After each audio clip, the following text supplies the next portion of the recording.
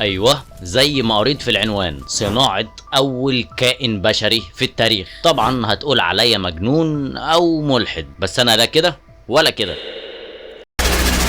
وانا قاعد على النت ظهر قدامي تجربة مجنونة بس نجح منها جزء بس، واللي عمل التجربة دي علماء من علماء الكيمياء، كانوا بيحاولوا يوصلوا المنتج يخليهم يوصلوا للخلود الابدي وما يموتوش خالص، يعني يفضلوا عايشين على طول. وعشان يوصلوا لكده الاول من وجهة نظرهم كان لازم يعرفوا يصنعوا انسان كامل الاول. هم اللي يعملوه من تجارب بيعملوها في المعمل، زي ما بيعرفوا يصنعوا اي حاجة تقريبا في المعامل بتاعتهم، لان اي حاجة في الدنيا عبارة عن مواد بتتفاعل مع بعض فبتطلع لك الحاجة دي. فقالوا ليه ما نستخدمش نفس المنطق ده في ان احنا نصنع بيه انسان، ولو وصلنا لكده فعلا اكيد هنوصل لحاجة تخلينا نعرف نعكس الشيخوخة، فمحدش هيعجز فمحدش هيموت. ومن هنا بدأت قصتنا، واللي بدأ قصتنا النهارده هو علم الكيمياء وحب الناس ليها. والترجمة الحرفية لكلمة كيمياء من اللغة الفارسية هي فن تحويل المعادن، يعني بتحول أي معدن لمعدن تاني خالص زي ما أنت عايز وبمزاجك، بس تحت شروط معينة، لدرجة إن الكيميائيين وصلوا إن هم يقدروا يحولوا الرصاص والحديد لذهب وفضة ونحاس، وطبعا برضه تحت شروط معينة وبوجود مواد تانية معينة حسب يحولوا إيه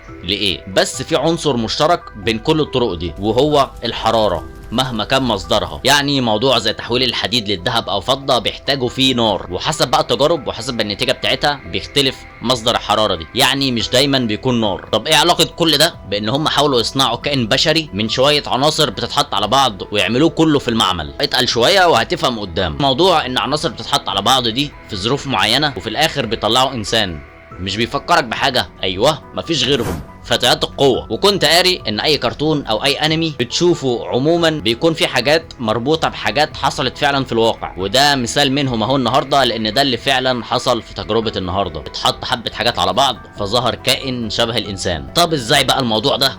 تعال نشوف مع بعض. كان في كيميائي من العصور الوسطى اسمه باراسيليوس، وفكر انه بالكيمياء ممكن يعمل حيوان عاقل بيعرف يفكر وبيفهم الاوامر، او بمعنى تاني انسان صناعي، واللي اتسمى بهومونكلاوس. وحسب مذكرات باراسيليوس ان الهومونكلاوس ده عنده كل اعضاء واطراف البيبي والملامح بتاعته كمان، بس بيكون اصغر منه في الحجم، يعني ممكن يكون حجمه قد كده قد الجنين، بس في نفس الوقت بيكون جسمه كامل زي البيبي، مش محتاج يعدي المرحلة دي علشان يقدر يعيش ويتنفس وينفذ اوامر. وبيكون مطيع جدا زي الكلاب واكتر كمان، بتقول له اي حاجة بيعملها بدون اي مناقشة. وفوق كده كمان كان عندهم قدرات جسدية خارقة بالنسبة لحجمهم. وبيتقال ان الهومونكلاوس دول كمان ممكن يكون الفراعنة اكتشفوهم اول ناس وعرفوا يعملوهم فعلا، وان هم اصلا اللي بنوا الاهرامات، لان زي ما قلت لك قدراتهم الجسدية خارقة. طب ليه بيقولوا كده على بناء الاهرامات ومنين جات لهم الفكرة اساسا؟ لان الكيمياء زمان كان الفراعنة متطورين فيها جدا، وفي كلام كتير ان هم اصلا كانوا وصلوا لتكنولوجيا احنا لسه ما وصلناش لربعها لحد دلوقتي. وقالوا برضو ان الكيمياء ليها 3 اهداف رئيسية. اول حاجة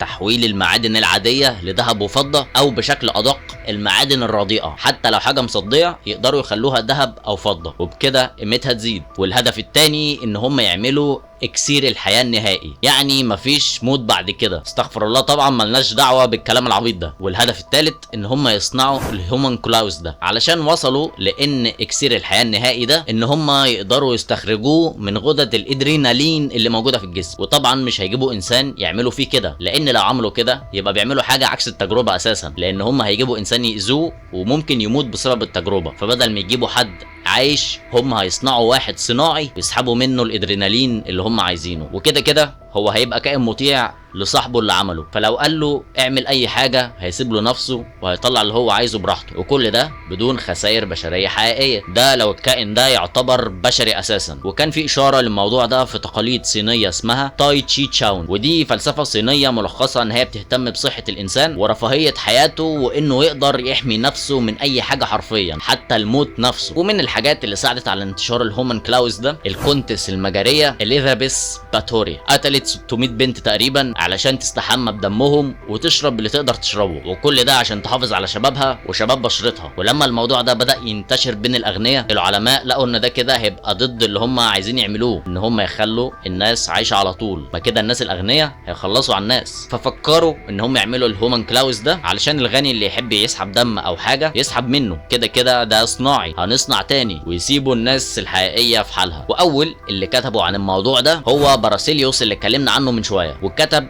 ازاي كان بيصنع الانسان ده، وقال انت تجيب برطمان وتجيب كميه كويسه من فضلات حصان وتملى بيها تقريبا البرطمان ده، ولازم تكون الفضلات دي بقالها فتره بحيث ان هي تكون عفنت اكتر ما هي معفنه اساسا، ومعرفش ازاي ممكن تعفن اكتر من كده، بس ما علينا خلينا وراه. وبعدين تجيب سائل منوي بتاع انسان وتزرعه جوه الفضلات دي وتقفل عليهم وتسيبه في مكان دافي، ومع الوقت هتلاقي الفضلات دي بتقل وبدأ يتكون كائن جوه الفضلات دي. وده الجزء اللي قلت لك عليه في الاول، ان الحراره مهمه في كل العمليات الكيميائيه تقريبا مهما كان مصدرها. وبعد فتره من الزمن هتلاقي الفضلات دي بتقل والكائن بدأ يتكون، والكائن ده كمان هيبدأ يتحرك. وبعد فتره من بدايه حركته بعد ما يتغذى على الفضلات اللي جوه، في مرحله معينه بيبدأوا يدخلوا له دم انسان علشان يتغذى منه، وفي الاغلب بيكون دم الشخص اللي هيربيه واللي هو هيسمع كلامه بعد كده. ومع الوقت بيبدأ يتكون ليه اعضاء زي الجنين لحد ما اعضائه ما بتكمل وبيبقى بيبي بس صغير، ويمكن كمان اوقات بيبقى قد كف الايد. والعمليه المقززه دي هي ازاي بيتم صنع انسان على حسب ما باراسيليوس قال في مذكراته. ودي صوره قدامك بتوصف شرح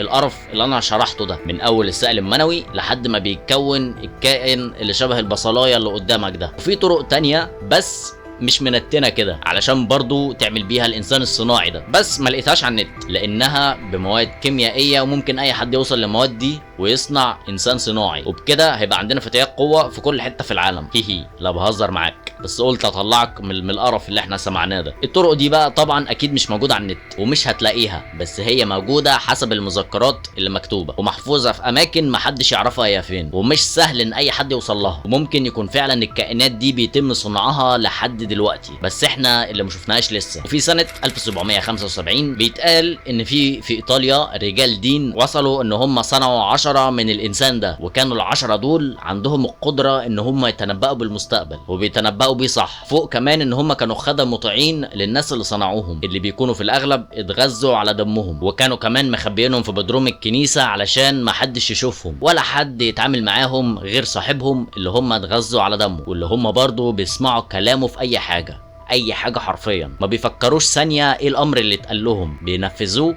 على طول. ايه رايك انت بقى في كل ده؟ وتفتكر هل فعلا ان الكائن ده موجود وفعلا ممكن حد يصنعه، ولا كل ده اي كلام وخلاص؟ ولو موجود فعلا تفتكر دي حاجه حلوه ولا وحشه؟ وطبعا كلنا عارفين ان كل ده مستحيل تقريبا وحرام، محدش يقدر يصنع انسان غير ربنا اكيد. مستني بقى رايك في الكومنتات، وما تنساش اللايك وتشترك وتفعل الجرس. بس يا زميلي سلام.